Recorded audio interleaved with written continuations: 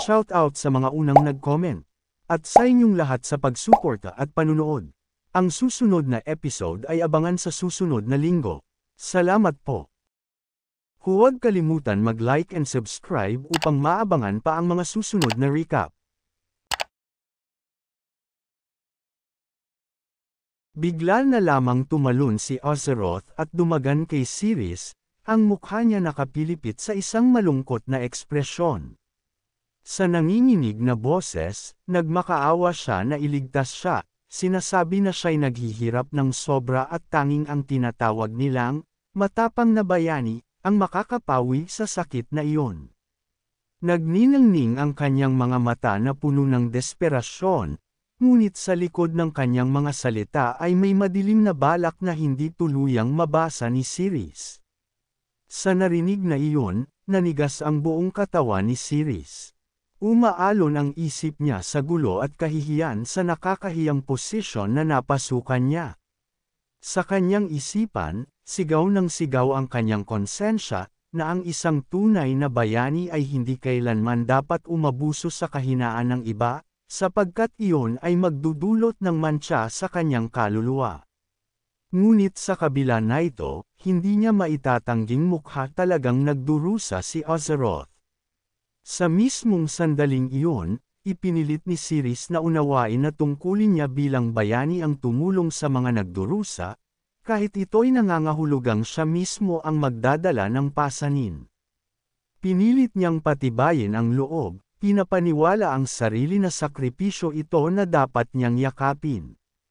Mabigat ang kanyang dibdib habang iniabot ang kamay patungo kay Azeroth, ang tibok ng kanyang puso bumibilis, at ang kanyang hininga nagiging masalimuot sa pagitan ng takot at kaba. Ngunit sa kabilang banda, bahagyang ngumiti si Azeroth, ang labi kumarba habang siya'y yumuyuko palapit para siya'y halikan. Sa kanyang isipan, malinaw ang plano, kapag nasipsip niya ang lakas ni Siris at naibalik ang kanyang buong kapangyarihan, dudurugin niya ang lahat ng sumalungat sa kanya. Para sa kanya, ito'y hindi kaligtasan, kundi pananakop na nakabalat kayo sa anyo ng pagmamahal. Namumula ang buong mukha ni Siris habang ang kanilang mga katawan ay lalong nagdikit. Nahihirapan siyang huminga, at mula sa kanyang bibig ay lumabas ang isang mahinang tunog na nagbunyag ng kanyang magulong emosyon. Ang pagitan nilang dalawa'y halos mawala na, at sa ilang segundong iyon, kumbinsido si Siris na sasabog ang kanyang puso sa takot at hindi maipaliwanag na damdamin. Ngunit napatingin siya pababa, at doon siya tuluyang nataranta. May nakita siyang kakaiba sa pagitan ng mga hita ni Azeroth. Kumunat ang kanyang noo at hindi mapigilang magtanong kung iyon ba'y buntot, at kung oo, bakit nasa harapan imbis na nasa likuran. Habang lumilinaw ang tanong sa kanyang isip, unti-unting pumangit ang ekspresyon niya, hanggang sa tila binagsakan siya ng kidlat ng katotohanan. Nagdilim ang kanyang mukha, nanlaki ang mga mata, at bumigat ang kanyang dibdib nang tuluyang maintindihan kung ano ang kanyang nakikita.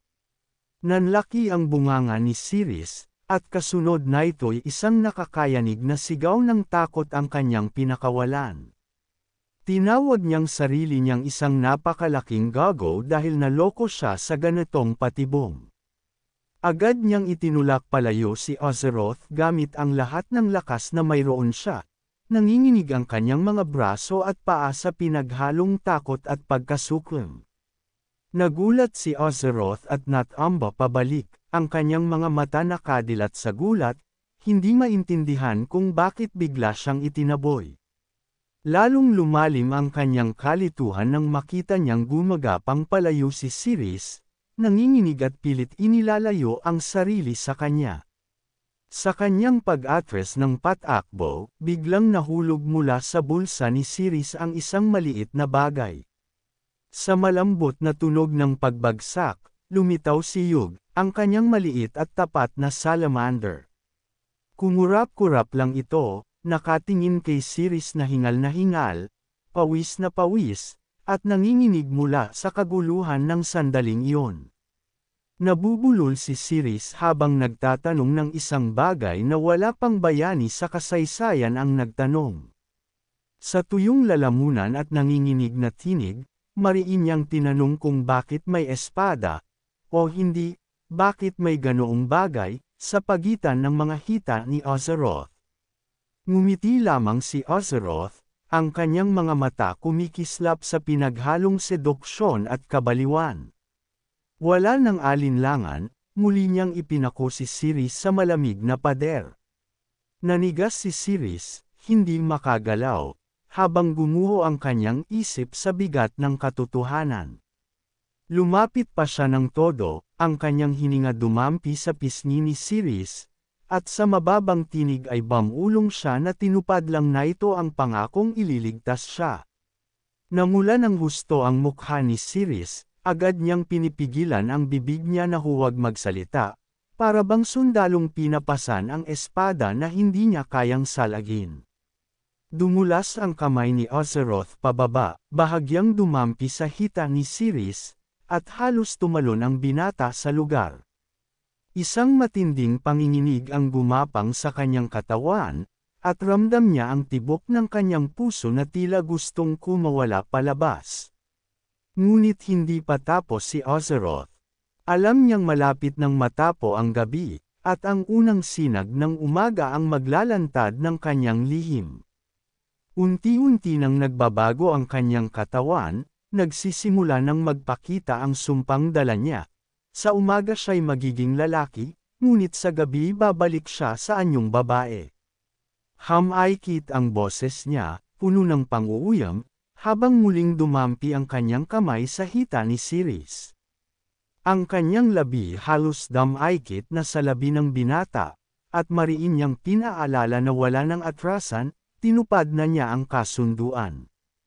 Ang utak ni Siris ay nagsisigaw na maghanap ng paraan para makatakas, nanginginig ang buong katawan niya sa purong takot at panghihina. At sa gitna ng kaguluhan, dumating ang kaligtasan. Bago pa man tuluyang maaga ni Azeroth ang labi ni Siris, biglang kumislap ang hangin ng banal na enerhiya.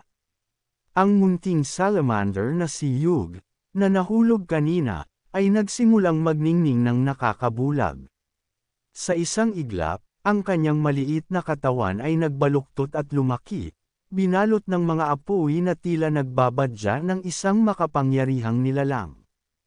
Umuga ang lupa, nagtakbuhan ang mga anino, at isang malakas na alulong ang umalangaw-ngaw sa loob ng Guildhall, binabasag ang nakakapanghinang tensyon sa pagitan ni Siris at Azeroth. Pareho silang napalingon sa direksyong iyon, at mula roon ay nasalayan ang mahaba at puting buhok na kumikislap sa liwanag. Paglingon nila, hindi isang halimaw na apoy ang bumungad kundi si Yug mismo. Ngayoy nasa anyong tao, nakalugmok sa sahig na waring gutom na gutom. Hawak-hawak ang tiyan, umiiyak siya't humihikbi, inuusal ng paulit-ulit na siya'y nagugutom. Ang kanyang boses ay puno ng paghihinagpis, parang ilang siglo nang hindi nakakakain. Habang mas tumitindi ang kanyang pakiusap, nanginginig ang kanyang payat na katawan. Halatang-halata na ang tanging nais niya ay pagkain, sapagkat halos wala nang natitirang lakas sa kanya. Agad na itinulak ni Siris si Azeroth palayo upang makakilos. Sa nanginginig ngunit matibay na tinig, ipinaliwanag niyang mas kailangan niyang tulungan si Yug, o si Saedil sa kanyang anyong tao, dahil sa kasalukuyang paghihirap na ito. Itinuro niya si Yug at idiniin na siya muna ang kanyang aasikasuhin, bago pa man ang kay Azeroth. Tahimik lamang si Azeroth, ngunit ang kanyang titig ay mabigat, puno ng hindi binibigkas na balak. Hindi na nag-aksaya ng oras si Siris. Tumakbo siya papalayo, ang dibdib ay kumakabog, lumalayo mula sa nakakasakal na presensya ni Azeroth. Diretso siya sa kusina, at pinilit ngumiti nang makitang naghihintay si Yug. Nangako siyang agad na ipagluluto ito. Sa likuran, Parehong tahimik na nakatingin ang dalawang demonyo, sinusundan ng mata ang kanyang pagtakas, Worry hinuhusgahan ang kanyang kakatwang pagtatangkang tumakas. Sa kusina, tarantang sinindihan ni Siris ang kalan. Nagliyab ang apoy habang isa-isang kinuha ang mga sangkap, nanginginig ang kamay sa pagmamadali. Mas mukha siyang nag-iingat ng oras kaysa totoong nagluluto. Hindi mapalagay ang kanyang isip, at paulit-ulit niyang inusal kung ano ba ang dapat niyang gawin.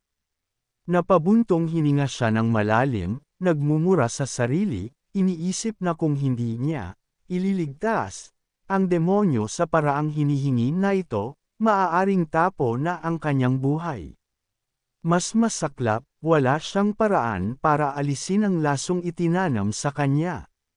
Duda at pangamba ang umuukit sa kanyang isipan, ito ba'y talagang kailangang isakripisyo, kahit kapalit ay ang kanyang dangal. Sa huli, napasigaw si Siris, sinlumi ang kawali sa mesa at umatungal na tila isang trahedyang bayani. Ipinahayag niyang hindi niya matatanggap ang ganoong kahihiyan, lalo na't may kinalaman sa isang nilalang na may hotdog. Ang kanyang iyak ay umalangaw-ngaw sa kusina, Worry sigaw ng isang taong ipinagkanulo ng kapalaran. Ngunit hindi natinag si Azeroth. Bumangon siya't sinundan si Siris papasok sa kusina. Ang bawat hakbang niya'y mabigat at matatag, dala ang nakakaibig na presensya. Sa matalim na tinig, idineklara niyang wala siyang balak maghintay hanggang umaga. Kung nais ni Siris na maibalik ang kanyang kapangyarihan, kailangang gawin iyon ngayon, wala nang dahilan para tumanggi. Nagpilit si Siris na mag-focus sa kalan, pilit pinakikinggan ang ingay ng kawali para lamang hindi marinig ang boses ni Azeroth. Subalit habang papalapit ito, mas lalo niyang hindi kayang ipagkaila ang presensya na ito. Sa isipan ni Azeroth, ang pagtanggi ni Siris ay higit lamang nagpapatibay ng kanyang kagustuhang siya ang magdikta. Dahan-dahan siyang lumapit mula sa likuran, parang aninong humahabol. Walang alinlangan, niyakap niya si Siris mula sa likod, dumudukot sa ilalim ng baluti upang puntiryahin ang lihim na pinakatatago niya. Nanigas ang katawan ni Siris at napasigaw, namula ang mukha na para bang malapit nang mawalan ng ulirat. Mahigpit siyang niyakap ni Azeroth, hinahaplos ang mga bahagi na hindi dapat galawin. Nagpupumiglas si Siris, umiiyak at sumisigaw, ngunit parang bakal ang pagkakahawak na ito. Para siyang mababaliw anumang sandali. Ngunit sa desperasyon, nakawala si Siris. Hindi na maayos ang kanyang galaw, ngunit buong lakas siyang tumakbo patungo sa pinto, hawak pa rin ang kawali. Sa huling hiyaw, ipinahayag niyang handa na ang pagkain, para kay Yug muna, bago pa man ang lahat. Natigilan si Azeroth, tahimik na nakamasid habang kumikawala siya. Muli, walang salita, ngunit mabigat ang kanyang mga mata habang sinusundan si Siris ng tingin. Sa loob-loob niya, kumulo ang galit. Napansin niyang lalo siyang nanghihina sa anyong tao, hindi niya kayang supulan si Siris ng tama. Nanggigil siya, sapagkat hindi ito ang antas ng kapangyarihan na nakasanayan niya. Samantala, napansin ni Siris ang buntot ni Yug na nakasilip mula sa isang silid, kumikindat-kindat na tila tinatawag siya. Dahil sa pagtataka, lumapit siya at sumilip sa loob. At laking gulat niya, nakita niyang nakaluhod si Yug, may hawak na sisidlan, at umiinom ng isang bagay na halatang hindi pagkain. Sa bawat lagok, lumilitaw ang saya sa kanyang mukha. Ngunit nanlaki ang mga mata ni Siris sa pagkasuklam ng matanto niya ang iniinom na ito.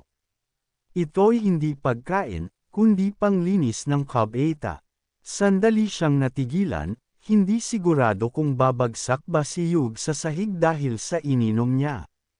Ngunit sa halip, ngumiti ito ng maliwanag, namumula pa ang pisngi habang masayang sinasabi kung gaano kasarap iyon. Si Siris ay nakatitig lamang sa kanya na puno ng pagtataka. Iniisip kung paano sa mundo nabubuhay ang ganitong klaseng demonyo. Pagkatapon ng kakaibang inumin, sa wakas ay nakuha na ni Yug ang pagkaing inihanda ni Siris kanina. Kumain siya ng may buong kasiyahan, ngumunguya na para bang iyon na ang pinakamasarap na pagkain na natikman niya sa buong buhay niya. Ang tanawin ay kahit papaano nakapagpakalma kay Siris, ngunit nananatili pa rin ang kaba sa kanyang dibdib. Bago pa siya makahinga ng maluwag, muling lumapit sa kanya si Azeroth. Umusad ito, matalim ang mga mata, at malamig na sinabi na nailigtas na niya si Yug, kaya siya naman ngayon ang nasa turn. Biglang kinabahan si Siris, kumaway-kaway ang kamay at nakiusap na maghinay-hinay muna at pakinggan man lang siya. Ngunit binaliwala ni Azeroth ang kanyang pagmamakaawa at diretsyong sumugod. Ang boses na ito'y puno ng inis habang sinisigaw na ayaw na niyang makarinig pa ng kahit anong palusot. Napasinghap si Siris nang biglang hawakan ni Azeroth ang kanyang dalawang kamay at pabagsakin siya. Mariin siyang ipinako na ito sa lupa, nakasandal ang kanyang likod sa pader habang walang laban na nagpupumiglas. Pilit na kumikawala si Siris, pero matibay pa rin ang pagkakahawak ni Azeroth kahit nasa mahina siyang anyong tao. Habang nangyayari ang kaguluhan, si Yug naman ay walang pakialam at patuloy lang na kumakain ng masaya sa pagkaing pinaghirapan ni Siris lutuin. Sa kasagsagan ng gulo, biglang lumitaw ang system sa harapan ni Siris. Umalangaw-ngaw ang mekanikal na tinig sa kanyang tainga, ipinahayag na tapo na ang oras para ibalik ang mga sandata. Sa isang iglap, naglaho ang kanyang armor at damit, naiwan siyang naka-underwear lamang. Namula ang mukha ni Azeroth nang makita ang halos hubad na katawan niya, at mabilis na kumalat ang pamumula sa kanyang pisngi. Nagmadaling nagtakip si Siris sa hiya, ngunit bago pa siya makagalaw, nagbigay pa ng panibagong utos ang system. Binigyan siya ng isang misyon. Kailangan niyang tumakbo sa kalsada at kumaway sa 33 tao. Agad na sumabog si Siris sa galit, sumigaw sa system na hindi niya kailanman gagawin ang ganoong kahihiyan. Nabaluktot ang kanyang mukha sa inis, puno ng pagmamataas at pagtutol. Ngunit ang malamig na sagot ng system ay agad nagpabigat ng kanyang dibdib. Ipinaliwanag ng system na kapag tumanggi siya, mapipilitan siyang dalhin sa tinatawag na Reverse Advanced Paradise. At sa mismong sandaling iyon, isang napakalaking gintong pinto ang lumitaw sa kanyang likuran, nagliliwanag ng nakakatakot. Lumingon si Siris, litong-lito, at hindi maganda ang kutob. Dahan-dahan bumukas ang gintong pinto, at ang tanawin sa loob ay nagpahiyaw sa kanya sa matinding takot. Naroon ang isang walang katapusang pila ng malalaking lalaki, puro muscle, hubot-hubad at kumikislap ang pawis habang nagfe-flex ng katawan. Para bang lumabas ang kaluluwa ni Siris sa kanyang katawan nang maunawaan niya kung anong uri ng lugar iyon. Mas lalo siyang napasigaw, hinahawakan ang kanyang ulo at idineklara na ito ang pinakamasamang bangungot na kanyang nakita. Nangalumata ang kanyang boses, puno ng desperasyon at pangamba. Para sa kanya, wala nang mas kakilakilabot na kapalaran kaysa rito. Pagkatapo, sadistikong iniabot ng system ang isang maliit na piraso ng tela na tinawag na itong pantikip. Napatingin si Siris sa munting basahan at halos mapaluha. Kahit anong ayos ang gawin niya, paaba o patayo, imposibleng matakpan ang parehong hotdog at itlog. Napangiwi siya sa sobrang hirap, napagtantong laging may lalabas na bahagi. Kapag tinakpan niya ang harap, ang likod ay hubad. Kapag tinakpan ang likod, ang harap ay lantad. Halos umiyak siya sa sobrang sakit ng kalagayan, ngunit alam niyang wala na siyang ibang pagpipilian kundi tiisin ito. Kaya't nagpakatatag siya at lumabas ng bahay, awkward na hawak-hawak ang maliit na tela. Iniutos niya kay Hugh na siya muna ang bahala kay Azeroth habang wala siya. Ang dalawang demonyo ay nakatingin lang sa kanya, puno ng pagtataka at kuryosidad. Tinitigan siya ni Hugh na kumikislap ang mga mata, nakahilig pa ang ulo. Iniisip na baka ganito talaga ang normal na pagsuot ng mga tao sa labas. Samantala, si Azeroth ay nag-cruise ng mga braso at bumantong hininga. Iniisip na baka bukas na lang niya ipagpatuloy ang gusto niya. Pagkatapo, iniabot ni Hugh kay Azeroth ang bote ng toilet cleaner habang nakangiti ng malapad. Masigla niyang inalok ito, sinasabing napakasarap ng lasa. Napilitang ngumiti si Azeroth at magalang na tumanggi, sinabing lilipas muna siya sa ganitong klase ng gamot. Samantala, napilitan si Siris na gumawa ng desperadong desisyon. Sa halip na gamitin ang tela bilang pantikip, itinali niya ito sa mukha bilang maskara. Malakas niyang ipinahayag na ito lamang ang paraan, dahil hinding-hindi siya papayag na makilala ng iba. Kaya tumakbo siya palabas ng syudad, halos hubad ngunit puno ng determinasyon, habang nilalamig ang kanyang katawan sa ihip ng hangin. Sa isip niya, ang barbecue plaza ang pinakamainam na puntahan dahil doon maraming tao.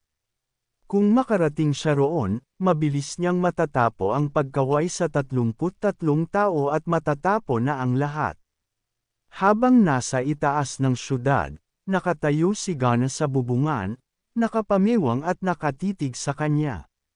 Matatalim ang mga mata na itong sinusundan ang bawat galaw niya, at napangisi ito nang makita ang bilis ng kanyang pagtakbo. Mahinang natawa si Gana, tila sabik na gumalaw, at nagpakapit ang tensyon sa kanyang katawan habang naghahanda. Alam niyang ito na ang perpektong sandali upang umatake. Samantalang si Siris, walang kaalam-alam sa nakatinging mga mata mula sa itaas, ay patuloy na tumatakbong dirdiretso papunta sa gulong nakatakdang sumabog.